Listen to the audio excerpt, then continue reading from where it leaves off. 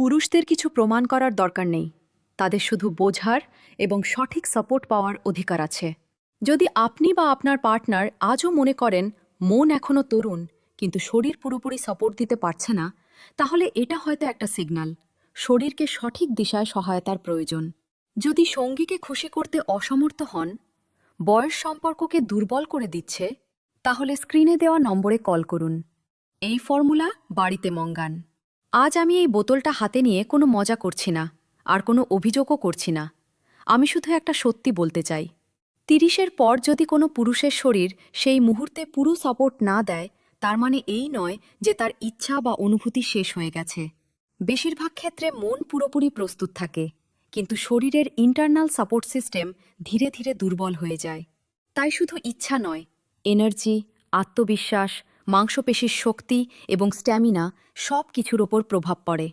তার উপর কাজের চাপ, পরিবার ও দায়িত্ব, স্ট্রেস, কখনো ডায়াবেটিস, ব্লাড প্রেশার, থাইরয়েড এবং প্রতিদিনের ওষুধ, এসব মিলিয়ে শরীরকে আরও দুর্বল করে দেয়। খুব কম মানুষ জানেন, কিছু সময় পরে শরীর নিজেই সিগন্যাল দেয়, মস্তিষ্ককে বলে এখন একটু বিশ্রাম দরকার।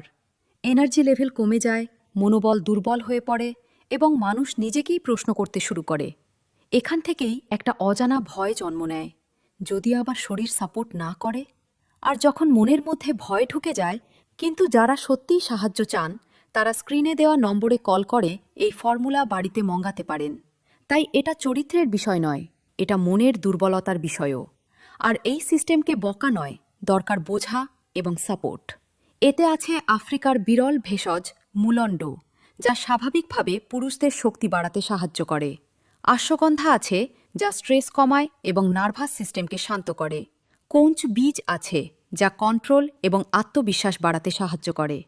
এছাড়া গোক্ষুরা এবং বিদারি কন্দের মতো ভেষজ, যা সার্বিক পুরুষ স্বাস্থ্য এবং হরমোনের ভারসাম্য বজায় রাখতে সহায়ক।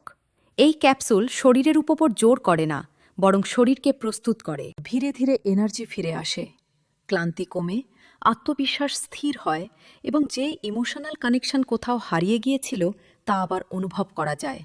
নিপুষ্টম একটি ডিসক্রিট, ন্যাচারাল এবং বুদ্ধিমান পছন্দ। কোনো কেমিক্যাল নয়, কোনো ডিপেন্ডেন্সি নয়, শুধু নিয়মিত এবং ব্যালেন্সড সাপোর্ট।